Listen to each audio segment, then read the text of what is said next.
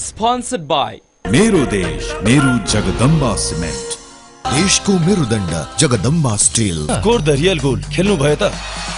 Y Gyanjyoti पुस्तकालय।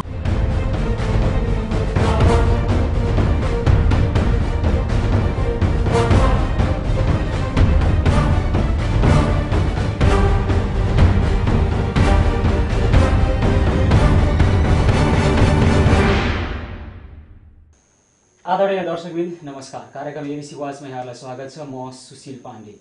राजनीतिक दलहरू बीच एक खालको सहमति हुन नसक्दा अझै पनि व्यवस्थापिका संसद अवरुद्ध नै छ र यो दशैं अगाडि नखुल्ने संकेत यतिखेर एकछिन है, यो त दशैंको बिजा हालिन्छ नि यार। दशैं अगाडि ठिकै छ, दशैं पछाडि भन्ने भइहाल्यो। दशैंको बिजा हालिन्छ नि त। त्यही त दशैंमा दशैंसम्म खुलेन, पूर्णियासम्म नखुल्ने संकेत देखियो। कपाल त गाउँ पछाडि यार। आदरणीय दर्शकवृन्द नमस्कार। कार्यक्रम एबिसी वाचमा यहाँलाई स्वागत छ। म सुशील पाण्डे। राजनीतिक दलहरू बीच सहमति हुन नसक्दा व्यवस्थापिका संसद अझै अवरुद्ध छ। दशैं अगाडि अब नखुल्ने भएको छ। दशैं पछाडि राजनीतिक दलहरूले सहमति गरेर व्यवस्थापिका संसद खुलाउने र संविधान निर्माणमा सबै लागि पर्ने खालको प्रतिबद्धता आएको छ। तर पनि असोज मसान्तभित्र संविधानको प्रारम्भिक मस्यौदा आउन सक्ने र माघ 8 मा पूर्ण संविधान आउन सक्ने कि नसक्ने भन्ने कुरामा अझै दुविधा, शंका, उपशंकाहरू रहेका छन्। कसरी बन्न सक्छ संविधान समयमै, त्यही पनि राजनीतिक दलहरूले तोकेकै संविधान समयमा? आज हामी यसै सम्बन्धमा छलफल गर्छौँ। स्टुडियोमा हुनुहुन्छ नेपाली कांग्रेसका युवा नेता रामहरि खतिवडा। रामहरिजी, यहाँलाई कार्यक्रम स्वागत छ। धन्यवाद।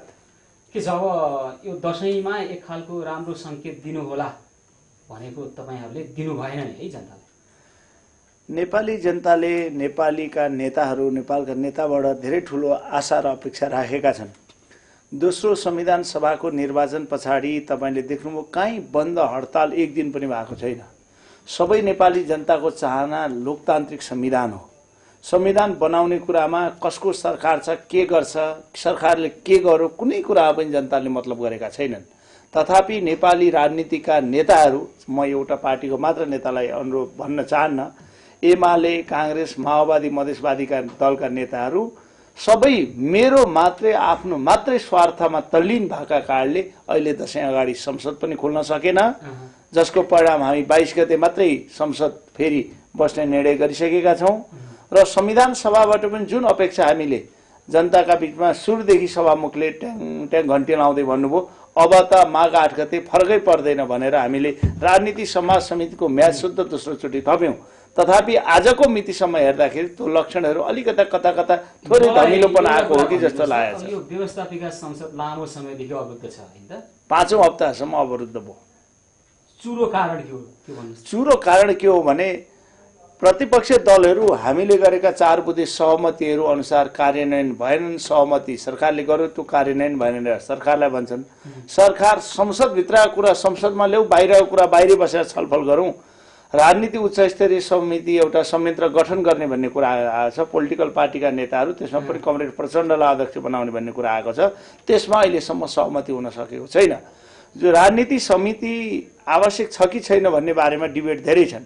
हिजो कर्मचारीको सरकार थियो, त्यो सरकारलाई ब्याकिङ दिनका लागि आवश्यक छ कि छैन भन्ने कुरा तपाईले 4 बुँदे सहमतिमा त हस्ताक्षर गरे हैन? त्यसको दोस्रो नम्बर बुँदामा बगाइदा स्पष्ट बुझिने नेपाली भाषामा लेखिएको छ उच्च स्तरीय राजनीतिक संयन्त्रको गठन गरिनेछ भनेर। एकदम त्यही भाषामा बुझेर तपाईलाई भनौँ, तर अमुक व्यक्तिलाई सदाका लागि अध्यक्ष बनाइने छ भनेर लेखिएको छ। हैन यसमा त पछि आएको यो लफडा नै त्यसैको विवाद। हामी तयार छौं। आज पनि हामी राजनीति उच्च स्तरीय संयन्त्र संविधान सभा भित्रै संसद भित्रै गठन गरेर त्यही भित्र छलफल गर्न तयार छौं। दुईटा कुरो आयो क्या यहाँ। के कुरो आयो भने यतिखेर सत्तारूढ राजनीतिक दलहरू विशेष गरी नेपाली कांग्रेस र नेकपा एमाले योभन्दा अगाडि हुन त तपाईहरु यतिखेर चाहिँ उच्च स्तरीय राजनीतिक संयन्त्रमा सहमत हुने भएको आइराखेको छ। अगाडि चाहिँ किन चाहियो यस्तो खालको संयन्त्र भन्ने तपाईहरुले अहिले पनि म भन्दै छु। हिजो यस्ता खालको सरकारको आवश्यकता थियो, किनभने हिजो गैर राजनीतिक खालको सरकार थियो र त्यसलाई खालको गाइड दिशा निर्देश गर्नको लागि आवश्यक थियो। अहिले यसको औचित्य छैन भन्न थाल्नु भएको थियो, जबकि तपाईहरु सबै मिलेर 4 बुँदे सहमतिमा हस्ताक्षर गरिसक्नु भएको थियो। तपाईहरुले त्यसको दोस्रो नम्बर बुँदामा बकाइदा त्यो लेखिया थियो। म अहिले पनि भन्छु, संसदभित्र संविधान सभा बस्ने एउटा मात्र हल छैन, त्यहाँ विभिन्न हलहरू छ। नुच्छी हल छ, लोच्छी हल छ, शङ्कर हल छ। संविधान सभाभित्र पोलिटिकल पार्टीका नेताहरू सहमति हुन सकेनन् भने त्यही भित्र वातानुकूलित कोठाहरू, एयर कन्डिसन युक्त कोठाहरू ती भित्र छन्। सबै पोलिटिकल पार्टीका नेताहरू बिहान 9 बजे खाना खाउँ, संसद 3-4 बजे हुन्छ, ती भित्र गएर छलफल गरौँ र संसदमा प्रतिनिधित्व भएका दलहरू बीच त्यो राजनीति समिति संयन्त्र जे भने पनि ती भित्र छलफल गर्न कसले रोक्छ?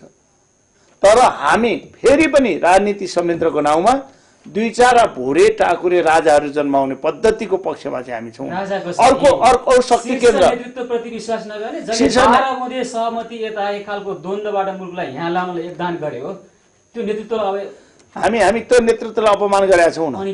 को नेतृत्व अहिले संविधान सभाभित्र छैन? नेकपा एमालेका हाई लेभलका नेता छैनन् कि? नेपाली कांग्रेसका हाई लेभलका नेता छैनन् कि? नेकपा माओवादीका हाई लेभलका नेता छैनन् कि? मधेसवादी दलका हाई लेभलका नेता पनि छैनन् कि? सबै राप्रपा नेपालदेखि राप्रपासम्मका अध्यक्षहरू सबै पोलिटिकल पार्टीका त्यहाँ छन्। त्यहाँ म तपाईँलाई अनुरोध गर्न चाहन्छु, त्यहाँ के पुगेन र बाहिर छलफल गर्नु पर्यो? भनिदिनुहोस् त, तपाईँ एकजना युवा नेता होइन त? हजुर, 4 बुँदे सहमतिमा हस्ताक्षर गर्ने ती राजनीतिक दलहरू यतिखेर यसमा बखेडामा अल्झिने बेला हो। अब तपाईँ चुरोमा आउनुभयो, कुरो चुरोमा आयो, तपाईँले भनेको कुरो अब चुरोमा आयो। हामी पनि चाहन्छौँ अहिले पोलिटिकल पार्टीका नेताहरूले पहिलो संविधान सभाबाट चड्कन खाएर आएका नेताहरू, चाहे सुशील कोइराला भन्नुहोस्, चाहे प्रचण्ड भन्नुहोस्, चाहे झलनाथ खनाल भन्नुहोस्, जनताको चड्कन खाएर दोस्रो संविधान सभामा आउनु भएको छ। 601 को काजक्रिया पनि गरिएको छ। भोलि आउने सन्ततिका लागि निर्माण गर्ने संविधान हो यो। हाम्रो पनि दायित्व त्यो भित्र छ। हामी पनि असफल भयौँ, फेरि नेताहरू असफल भयो भने अब नेतृत्व र हामी मात्र होइन, मुलुक असफल हुने बाटोतिर लाग्छ।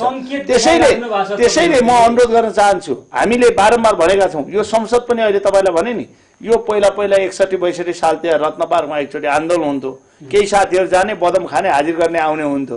संसद पनि 3 बजे जाने, एकछिन हाजिर गर्ने, फर्किने काम मात्रै भएको छ अहिले। यो संसद त्यसरी हामी भत्ता, मैले आवाज उठाइ सदनमा पनि उठाएको छु, यो संसद हामी भत्ता खानका लागि मात्र आएका हुन। मैले त त्यहाँ पनि उठेँ, यो सदन नचलेका दिनको सही गरेको भत्ता कुनै पनि सभासदलाई नबाँडियोस् भनेर म अनुरोध पनि गर्न चाहन्छु तपाईँको मिडिया मार्फत सार्वजनिक रूपमा। संसद नचल्ने, त्यहाँ जाने 2-4 जना बोल्ने अनि आज पनि सहमति भन्ने, यो नेतृत्वहरूको, म एउटा मात्र पार्टीको नेतालाई दोष दिन चाहन्न, सम्पूर्ण नेतृत्वको असफलका कारणले भएको परिणाम हो। अहिले हामी झगडा गर्ने बेला छ। देशले संविधान मागेको छ, सारा पोलिटिकल पार्टीलाई जनताहरूले समर्थन गरिरहेछन्, बन्द हडताल छैन।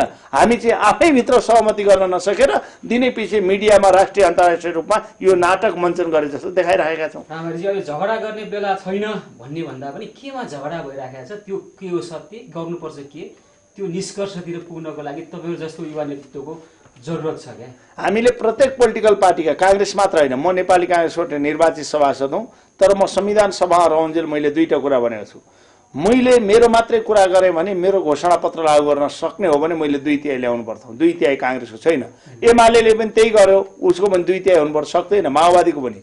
आखिर सम्झौताको परिणाम हो कन्स्टिट्युसन भनेको। अहिले हामी सबैसँग सहमति गरेर हामी पनि सहमति गरेर म तपाईँलाई अनुरोध गर्न चाहन्छु, होच्याएर तपाईँले अहिले हामीले तपाईँले यो सरकार बनेपछि कुन पार्टीका नेताहरूले हामीले अपमान गर्यौँ, के माग्दा हामीले दिउँ न? खोज्नु भएको के हो?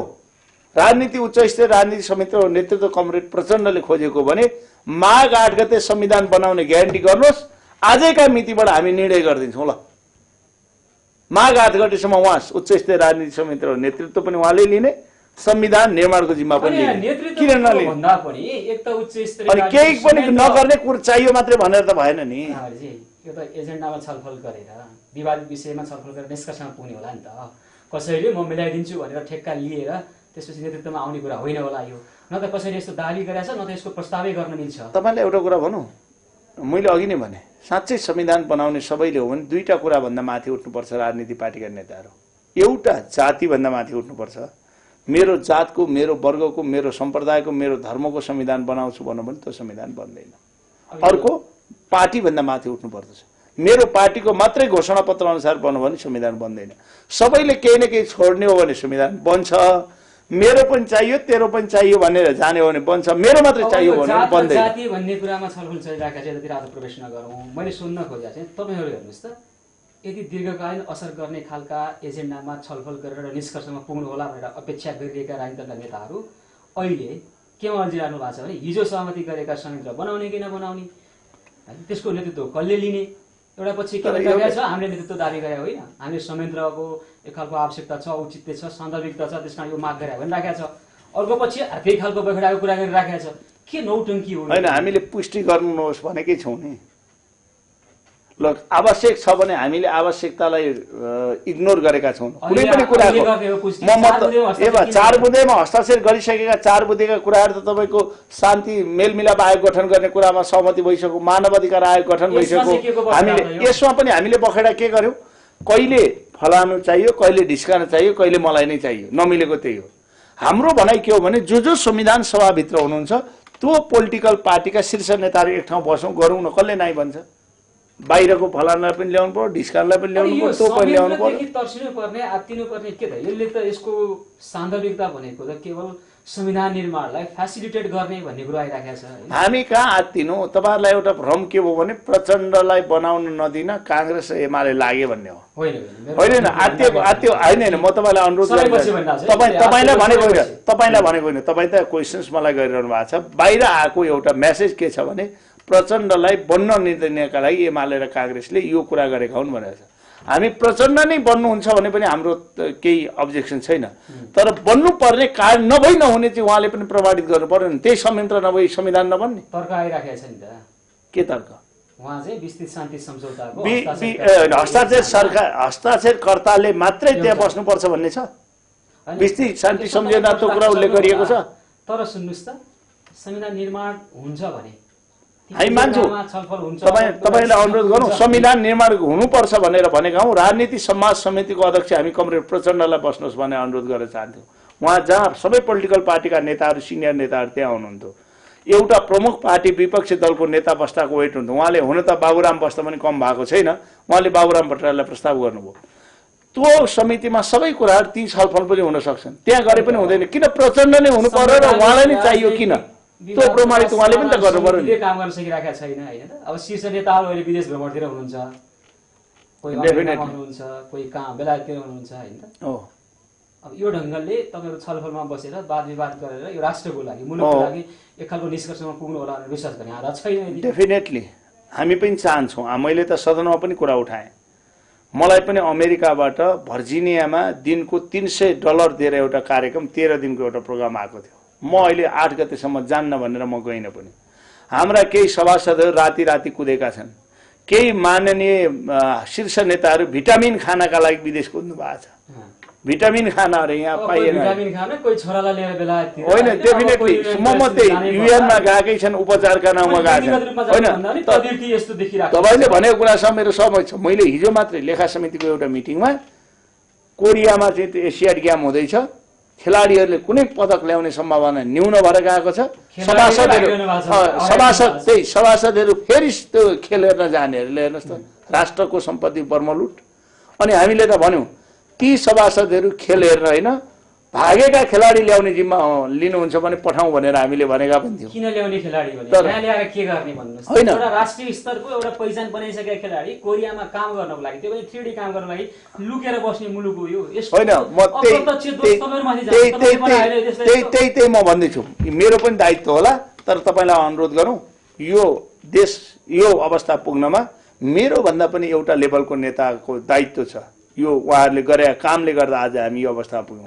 एउटा उद्योग धन्दा खुलेको छैन। म यही कुरामा आउँदैछु।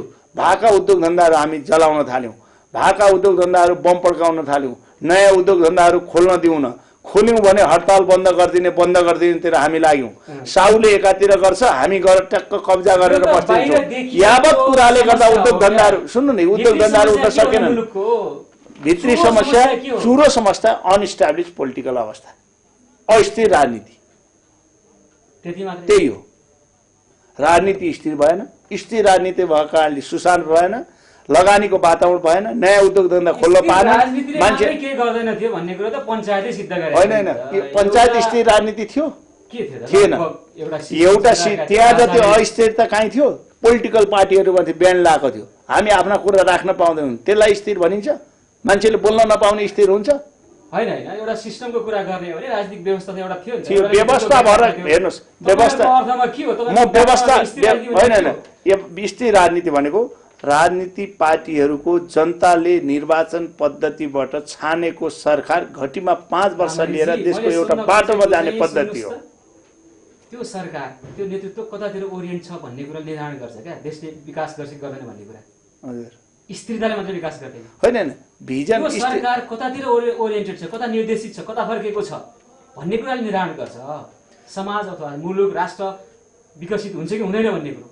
त्यो सरकारले गर्न सक्छ कि सक्दैन। तपाईँलाई म एउटा कुरा अनुरोध गरौँ, हामी 12 वर्ष द्वन्द्वमा फस्यौँ, नयाँ उद्योग धन्दा खुलेनन्, द्वन्द्वपछि मुलुक एउटा बाटो लियो, द्वन्द्वपछि अफगानिस्तान निर्माण गर्न भनेर विदेशीहरूले अरबौंको सम्पत्ति लगानी गरे, अफगानिस्तानमा ठुलो तपाईँका उद्योग धन्दाहरू खोल्न विदेशीहरूले अरबौं डलर आयो, इराक निर्माण गर्न भनेर विदेशीहरूले त्यसै गरी गरे। हामी द्वन्द्वपछिको मुलुक, राम्रो इस्टाब्लिस गभर्मेन्ट भएको र जनतालाई विश्वास भएको र संविधान दिन सकेको भए आज हामीलाई दात्री संस्थाहरूले मात्र अरबौं डलर सहयोग गरेर एउटा बाटो बन्ने अवस्था। अहिले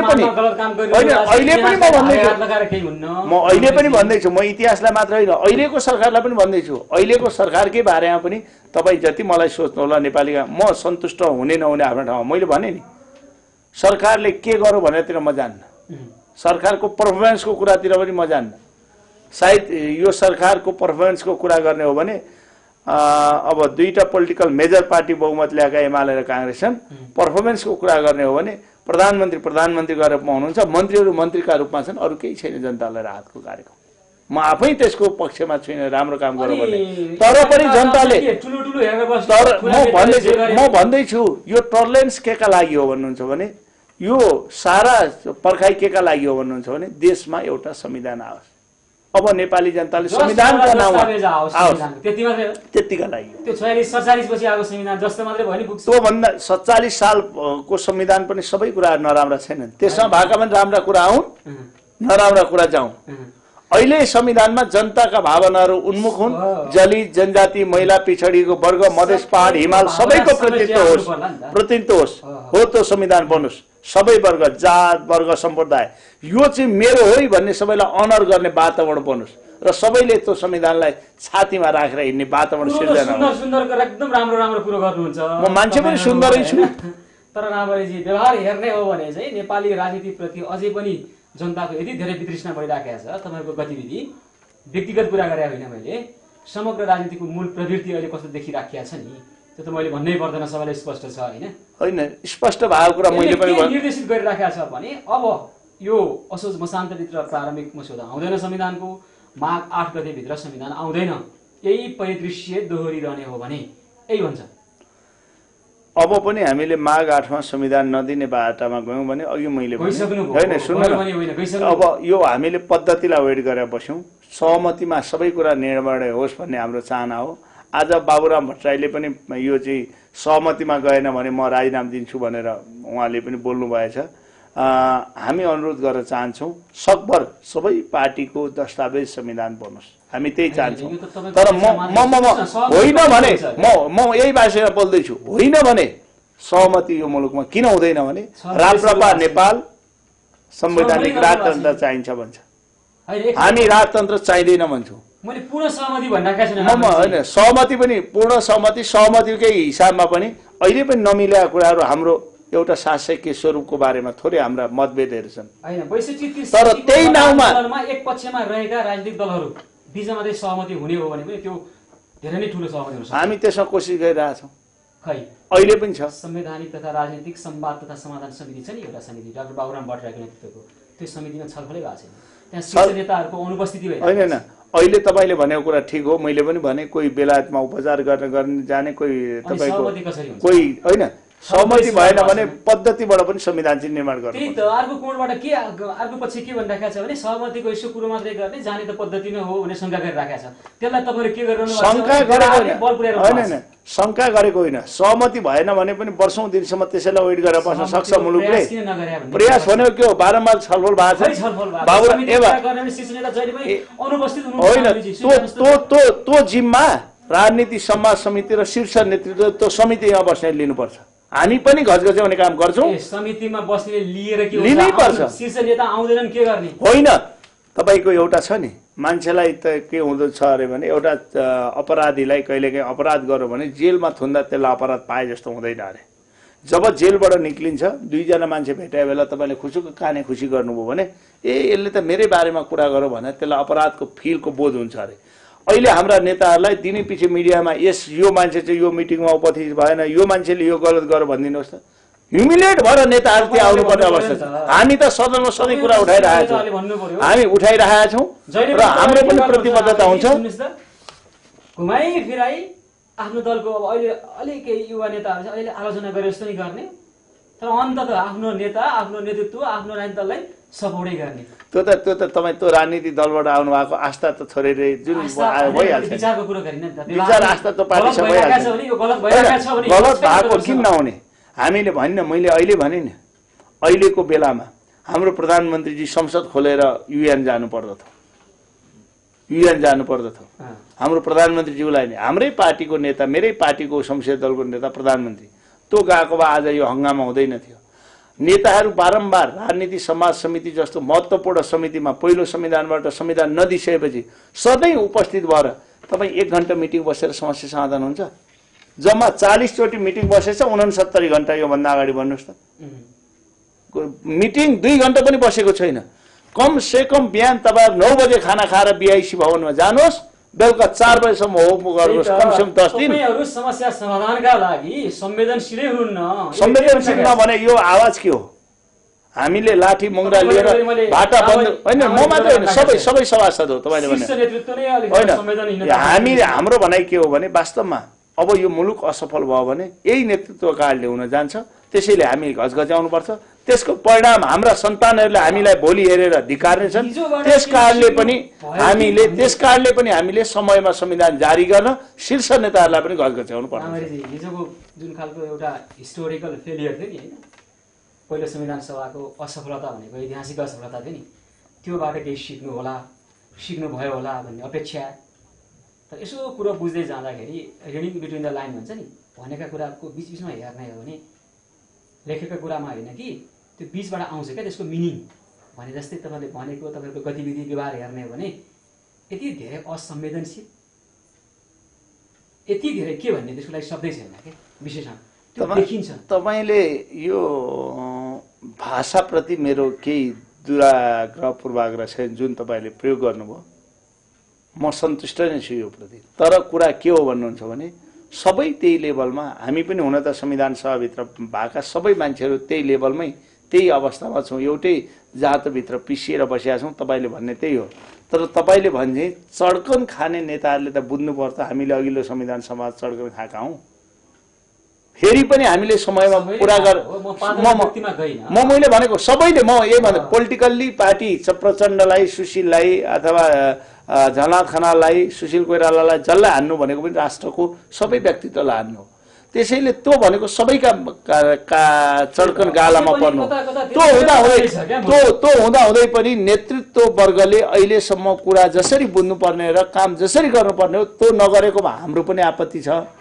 तर त्यो आपत्ति मात्र होइन, अब दशैं पछाडि संसदमा तपाईँहरू हेर्नुहोस्, हामी संसद र संविधान दुइटै गरेर जसरी पनि जारी गर्नुपर्छ भनेर हामी व्यक्ति हेर्दैनौँ, पार्टी हेर्दैनौँ, जाति हेर्दैनौँ।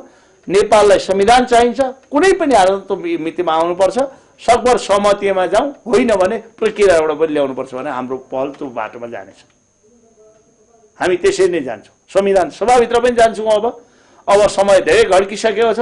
हामीले जनताका माझमा जाँदाखेरि जनताले हामीलाई प्रत्येक दिन क्वेसन्स गर्छन्। के विवाद? अब सहमतिमा जाने कि प्रक्रियामा जाने? पहिला त म्याक्सिमम सकभर सहमतिमै जाने प्रयास गर्नु पर्ला नि। सकभर सहमतिमै जाने, त्यही त छलफल अनुरोध गर्छौँ हामी सबै पोलिटिकल पार्टी नगरिकन सहमति जाने भन्ने प्रयास होइन। अर्को पछि होइन यो सहमतिको नाममा प्रक्रियामा जाँदैछ होइन डरा एउटा पछि हामीसँग मेजोरिटी छ, त्यो होइन। यो दुईटा कुरा रहेछ। यो समग्रमा बुझेकै कुरा हो। नेकपा माओवादी बहुमतीमा जानु हुँदैन, सबै सहमतिबाट एकीकृत नेकपा माओवादी अथवा प्रचण्डले नेतृत्व गरेको माओवादी, ए माओवादी नै भनौँ त्यसलाई, बी बौद्ध र बी माओवादी, प्रचण्डलाई ए माओवादी। मैले भन्न खोजेको उहाँहरू अहिले सहमतिबाट बनाउनुपर्छ भनौँ, अलिक कमजोर हुनुहुन्छ।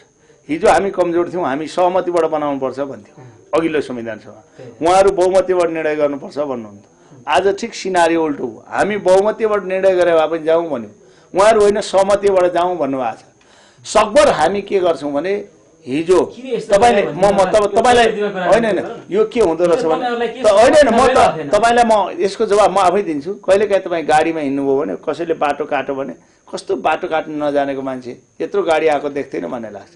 तपाईँ कहिलेकाहीँ बाटोमा हिँड्नुहुन्छ र गाडी जबरजस्ती ल्यायो भने यत्रो मान्छे म बाटोमा हिँडिरहेको छु गाडी ल्याएर चाहिँ होइन म तपाईँलाई अनुरोध गर्छु आफ्नै कुरा मैले भन्नु होइन आफ्नै कुरा जो पनि लाद्न चाहन्छ तपाईँले फेरि बटुवा पनि नागरिक हो। मैले उदाहरण दिन खोज्दैछु, तपाईँ पहिला मेरो कुरा पुरा गर्न दिनुहोस् मेरो कुरा।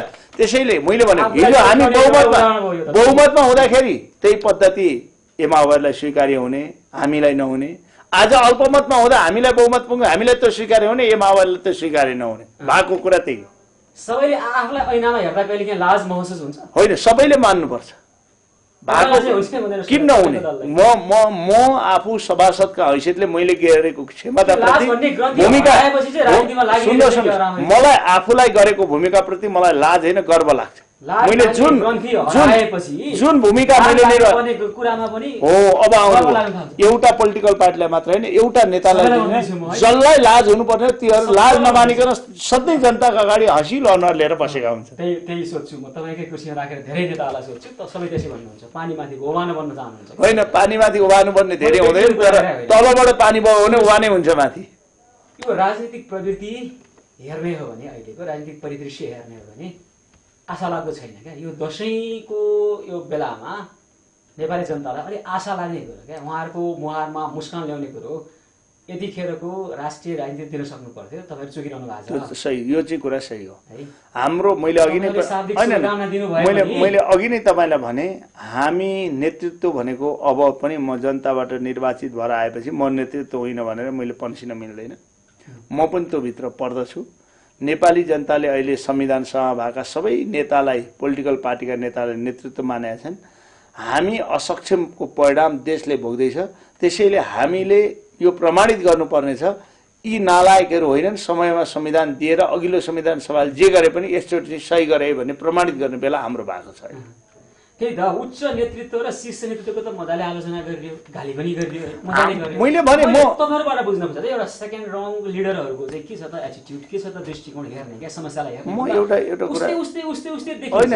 शब्दमा अलिकता लालित्यपूर्ण अलिकता त्यो कहिलेकाहीँ ड्यासिङ त्यो देखाए पनि त्यसको निष्कर्ष जेरो सम गेम भन्छ नि शून्य नै निस्किने देखियो। हैन त्यो तपाईका नजरमा को कसरी देखियो, मेरो नजरमा सुन्नु त मेरो नजरमा को कसरी देखियो नजर पनि हेराइ हुन्छ। मेरो नजरमा मैले कसलाई कसरी हेरेको छु, तपाईले कसलाई कसरी हेर्नुहुन्छ सबैको एउटै नजर हुँदैन।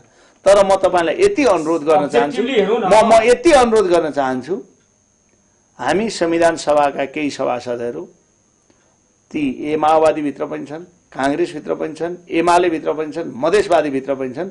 हामी केवल यो संविधान सभामा भत्ता पकाउनका लागि मात्र निर्वाचित भएर आएका हुन म तपाईलाई अनुरोध गर्छु। होइन प्रसङ्ग म तपाईलाई ल्याउँदैछु। हाम्रो धारणा पोलिटिकल नेताहरूलाई पनि अनुरोध गर्दै यो गलत ट्र्याकमा गएको बाटोलाई हामी फेरि एकचोटि केही युवा साथीहरू बसेर यो दशैं पछाडि अब पनि यो भयो भने सबै पोलिटिकल पार्टीका केही युवा सभासदहरू बसेर देशलाई ट्र्याकमा लगिउन भने दुर्घटनामा जान्छ। त्यो दुर्घटनाको प्रतिफल देशले त नराम्रो पाउला, हामी पनि त्यही हुन्छौँ भनेर तपाईलाई अनुरोध चाहिन्छ। भने बरु अहिले कति खानु भएको छ यसको डबलै खाए पनि हुन्छ। यो मुलुकले त्यति धेरै खर्च बेहोर्दैन भत्तामा, जति आएको निर्वाचन हुँदा बेहोर्यो, दोस्रो निर्वाचन हुँदा पहिले निर्वाचनमा बरु अलि मजाले भत्ता लिएर राम्रै काम गर्दा पनि केही फरक पर्दैन। म अर्को कुरा पनि भनौँ हैन, म तपाईलाई प्रवृत्ति सचिएन भने तपाईँ भनेको मैले राम्ररी कतिवटा यासस भनिराखेको छैन। यो प्रवृत्ति यो दृष्टिकोण समस्यालाई हेर्ने एउटा दृष्टिकोण हुन्छ नि, सचिएन भने यो मुलुकले कोल्टे फर्नेवाला छैन क्या। त्यसो भयो भने अझै पनि यो राष्ट्रिय स्तरका खेलाडीहरू विदेशमा गएर लुक्नुपर्ने बाध्यता अबको दशकौं रहन्छ। तपाईलाई एउटा कुरा भनौँ, खेलाडी मात्र होइन सभासद र मन्त्री भएका मान्छेहरू अमेरिकाबाट भाडा मान्न थालेका छन्। राजदूत फर्काउनु भएन यहाँ तपाईले देख्नुभयो, राजदूत भएका मान्छेहरूले सलाइको काटी गोजीमा हालेर लिएर आएका उदाहरण पनि छन्। त्यो प्रवृत्तिको कुरा हो। यो प्रवृत्तिको कुरा हो। होइन सुन्नु न, म जस्तै होला नि, त्यो म त्यसमा म चाहिँ चोखो छु भन्ने। म एउटा कुरा भन्छु, जसका भागमा जति जति पर्छ त्यसमध्ये मेरा भागमा पर्ने जिम्मा म पनि लिन तयार छु। होइन म त्यही विषय भन्दैछु, नेतृत्व वर्ग जसले जुन भागमा जसले जति भाग लिनुपर्ने हो त्यो मध्येको भाग लिन म पनि तयार छु, म पनि तयार छु। तर हामीले अब पनि त्यही फलानले गर्दा यो भयो, ढिस्कानले गर्दा यो भयो भनेर मात्रै रहने र आफू केही नगर्ने हो भने अझै धेरै, मैले भने हिजो मन्त्री भएका राजदूत भएका मान्छेहरू विदेश पलायन हुन थाले। अहिले त पढाइ पनि के छ थाहा छ तपाईँलाई? अनुरोध गरौँ, अर्धशिक्षित मान्छेहरू मलेसिया र दुबई मध्य पूर्वतिर गएर बसेर आउने, अलि शिक्षित पढे लेखेका युरोप र अमेरिकातिर जाने, देशको बारेमा चिन्ता नगर्ने। हुँदा हुँदा कस्तो रहेछ तपाईँले देख्नुभयो? कर्मचारीहरू तलब यहाँबाट खाने, पिआर अस्ट्रेलियाको लिने, डिबी अमेरिका लिने, अनि चट्ट रिटायर हुने बित्तिकै यहाँबाट पेन्सन खाएर उहाँ बस्न जाने, उहाँ गएर बस्ने। अनि त्यो मात्र होइन, हुँदा हुँदा अहिले मैले सदनमा पनि कुरा उठाएँ, हाम्रो संसदमा पनि केही पिआर केही डिबीवाल नेताहरू हुनुहुन्छ, उहाँहरूलाई नेसनको भन्दा त्यसको बढी चिन्ता छ। यो प्रवृत्तिले पनि हामीले अलिकता अप्ठ्यारो चाहिँ पारेको छ, यो कुरा सत्य हो। नि एकजना एमालेका नेताले म सब रोक्छु भनेर ठुल्ठुलो कुरो गर्नुभएको थियो, अब त्यहीँभित्र कुरो मिलेन, उहाँलाई असर भयो, अहिले चुप लाएर बन्द। उहाँ चुप लाएर होइन, उहाँ नामै भनिदिन्छु, सामान्य प्रशासन मन्त्रीज्यूको कुरा तपाईँले ल्याउनु भएको छ। उहाँले यो डिबी र पिआरवालाहरूलाई म सब ठिक पार्छु भन्नुभयो। एउटा डिबी र पिआर मध्येकै मान्छे वामदेवले माग्नुपर्छ पहिला गिरियामा सरुवा गरिदिनु, अरूलाई नमाने पनि। अनि तपाईहरु सबै रोक्न नसकेपछि प्रशासन मन्त्रीले यदि धेरै असामान्य काम गर्ने भन्ने खालको रोक्न नसके होइन, दिनै पछि मिडियामा मिठा मिठा कुराहरू आए, कार्यान्वयन हुन सकेन। यो प्रवृत्ति नेपालको एउटा पोलिटिकल पार्टीको एउटा मन्त्रीलाई होइन, सबैले त्यही गर्न थाले। यो हाम्रा लागि पनि लज्जाजनक कुरा हो। सामान्य प्रशासन मन्त्रीले असामान्य काम गर्न मिल्दैन भन्ने कुरा आयो, रोकिनु उहाँले पनि। अब उहाँको सामान्य के थियो असामान्य के थियो मलाई त्यो थाहा छैन। मैले दशैंको बेलामा यस्तो कुरा गर्न त मन लाग्थेन, नगरी भने त मैले उकाइहाल्नु भयो होइन। विदेश जाने कुरा मात्र होइन, उहाँबाट कसरी फर्केर आउँछन् बाक्सामा प्याक भएर भन्ने कुरा निर्गत जोड्ने पर्ने हो।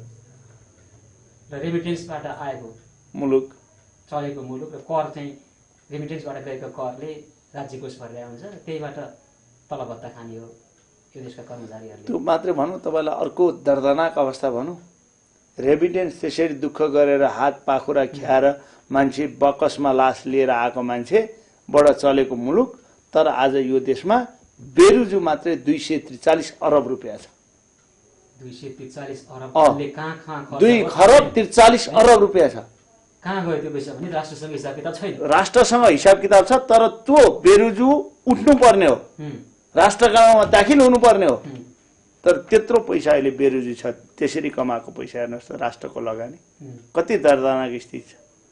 तपाईँ भनौँ, यो मुलुक जलस्रोतको धनी मुलुक हो, यो मुलुक कृषि प्रधान मुलुक हो। कृषि प्रधान मुलुकमा सबभन्दा बढी हामी खाद्यान्न 7 अरबको खाद्यान्न हामी बाहिरबाट आयात गर्दछौँ, यहाँ ल्याउँछौँ। त्यसै जलस्रोतको धनी मुलुक, सबभन्दा बढी लोड सेडिङ हामी गर्छौँ। म एउटा मात्र उदाहरण देखाउनुहुन्छ, तर यसको सबै दोष चाहिँ अन्ततिर औँलो तेर्साउनुहुन्छ। एउटा औँलो होइन, मतिर पनि छ। म तपाईँलाई होइन, म त्यही महसुस गरिरहेको छु अहिले। जब गएर त्यहाँ हेर्न पाइयो न थाहा हुने रहेछ। अहिले नेपाल विद्युत प्राधिकरण दिनमा 1,27,00,000 घाटामा छ पर डे। विद्युत उत्पादन आफै गर्छ, वितरण आफै गर्छ, बत्ती बाल्ने बित्तिकै सररती मिटर घुम्छ, पैसा हामीले तिर्नु पर्दछ, तर घाटामा जान्छ।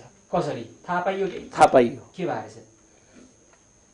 महसुल बक्यौता 7 अरब 95 करोड रहेछ। ठुलठुलाले किन तिर्नु पर्यो क्या? ल सुन्नु, म त्यही कुरा गर्दैछु। अनि चुहावट छ नि, चुहावट 10% त सामान्य हो। पर इयर 7 अरब 35 करोडको चुहावट हुँदो रहेछ पर इयर। अनि दुईटा त्यो महसुल नतिर्न चुहावटको मात्रै गर्नुभयो भने 15 अरब रुपियाँ वार्षिक त्यहाँबाट आउँदो रहेछ विद्युत प्राधिकरणलाई। 15 अरब मात्रै पैसा आउने हो भने विद्युत प्राधिकरण घाटामा हुँदैन। अब उपाय के निकालिरहनु भएको छ? उपाय के? हामीले अब विद्युत महसुल बढाउने खालको योजना हो। अब सुन्नुहोस्, अब म कस्तो बर्बाद हुँदो रहेछ भन्नुहुन्छ भने, मन्त्रीहरू, सचिवहरू, एमडीहरू योजनाहरू छनौट गर्दा सुरुदेखि सबभन्दा महँगो को छ त्यो छान्दा रहेछन्। त्यहाँ महँगो को छ भने महँगो कुन योजना छ त्यो छान्ने। त्यसमा प्राइभेट कम्पनी कमिसन खान पाइन्छ। त्यही प्राइभेट कम्पनीहरूले तपाईँको एउटा 1 मेगावाट विद्युत निकाल्दाखेरि म्याक्सिमम 12 देखि 18 करोड अथवा 20 करोड म्याक्सिमम 20 करोडमा 1 मेगावाट विद्युत उत्पादन गर्छन्। अहिले तामाकोशी तपाईँ सरकारले गरेको 456 मेगावाटको तामाकोशी लगभग 36 अरबदेखि 38 अरबमा लगभग 8 करोडदेखि 9 करोडमा बन्दैछ। तर एउटा आयोजना हामीले फेला पार्यौं, 1 मेगावाट विद्युत उत्पादन गर्न 54 करोड रुपियाँ खर्च भएको छ, जबकि अरूको भन्दा 40 करोड बढी लागेको छ एक मेगावाटमा। यस्ता आयोजना छान्छ अनि विद्युत प्राधिकरण उँभो लाग्छ। त्यहाँका व्यक्तिहरू उँभो लागिरहनु भएको छ। व्यक्तिहरू त तपाईँको व्यक्तिहरू चाहिँ ट्याक्सीमा चढाएर जाने, घरमा गाडी पुर्याउने गर्दा रहेछ, करोडौँको गाडी हैन। ल ठिक छ रामहरिजी, यदि यो कुराकानी गर्दै जाने हो भने कुराको त तपाईँहरू सबैजना मिठो मिठो गर्नुहुन्छ। यसो गर्नुपर्छ भन्ने उपायहरू पनि तपाईँहरूसँग राम्रा राम्रा उपायहरू छन्, समस्या गर्नुहुन्न क्या तपाईँ? होइन, सुन्नुहोस्, म तपाईँलाई एउटा कुरा भनौँ, सबै कुरा एकजनाले, तपाईँ राम्रो एउटा पत्रकार हुनुहुन्छ, तपाईँ एउटा राम्रो पत्रकार हुनुहुन्छ, पत्रकारिता जगतमा तपाईँको राम्रो पर्फर्मेन्स र छवि छ। सबैको त्यही छवि सबै ठाउँ रहन सक्दैन। हामी पनि सबैको एउटै खालको छवि छ भनेर म दावा गर्दिनँ, तर जे सकिन्छ आफ्नो ठाउँबाट इमान्दार काम गरौँ, मेरो यही चाहना हो। म संविधान सभामा इमान्दार साथ काम गर्छु, जसरी तपाईँ आफ्नो ठाउँबाट गर्नुभएको छ। दशैंमा अब हामी यही प्रतिबद्धता तपाईँले जनाउनु भयो दर्शकहरूको सामु, इमान्दारितापूर्वक आफू पनि काम गरौँ र अरूलाई पनि त्यो गर्न सिकाउनु, उदाहरण दिउँ। त्यति अनुरोध गर्न सबैले नैतिकता, इमान्दारिता र अलिकता लाज ग्रन्थीलाई छ नि, लाज लाग्ने ग्रन्थीलाई बलियो भनेर मलाई मैले यसो गरेँ भने मलाई लाज लाग्नुपर्छ, त्यो ग्रन्थी छ कि छैन भन्ने नै थाहा छैन नेताहरूलाई। कसलाई कम्तीमा त्यति भयो भने सही र गलत काम गर्नु अगाडि यसरी राम्रोसँग सोच्नु भयो भने मुलुकले त्राण पाउला। सही बात। हाम्रो शुभेच्छा त्यसै होस्। हामीलाई समय दिनुभयो, यहाँलाई धेरै धेरै धन्यवाद, मलाई मौका दिनुभयो, तपाईँलाई धन्यवाद। हुन्छ दर्शक, आज हामीले छलफल गऱ्यौँ नेपाली काङ्ग्रेसका युवा नेता रामहरि खतिवडासँग। आजको कार्यक्रमको समय सकिएको छ। म सुशील पाण्डे लगायत सम्पूर्ण युनिटलाई बिदा दिनुहोस्। हस्त नमस्कार। स्पोन्सर्ड बाय मेरो देश मेरो जगदम्बा सिमेन्ट, देशको मेरुदण्ड Jagdamba steel. Score the real goal खेल्नु भयो त? वाइवाई ज्ञान ज्योति पुस्तकालय।